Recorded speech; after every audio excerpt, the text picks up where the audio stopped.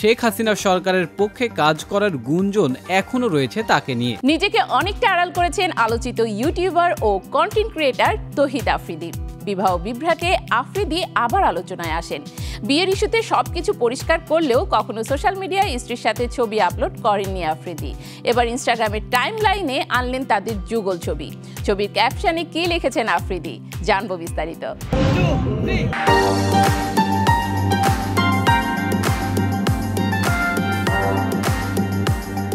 দেশের আলোচিত content creator তৌহিদ আফ্রিদিকে এখন তেমন একটা সামাজিক যোগাযোগ মাধ্যমে সরব দেখা যায় না।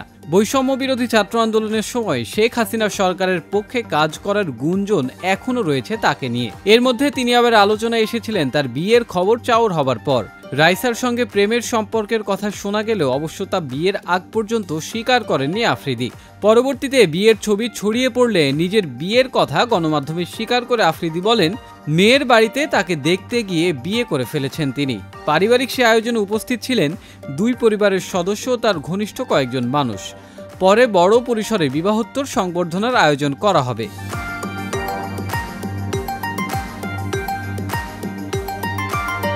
বিয়ের পর তৌহিদ আফ্রিদির বউ বিভ্রাট দেখা দেয়।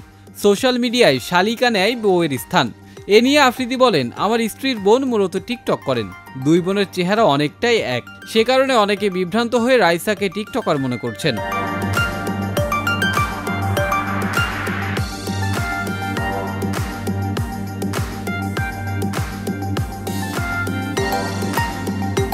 বন্ধুত্ব, প্রেম, বিয়ে কখনোই আফ্রিদি রাইসার ছবি আপলোড করেননি।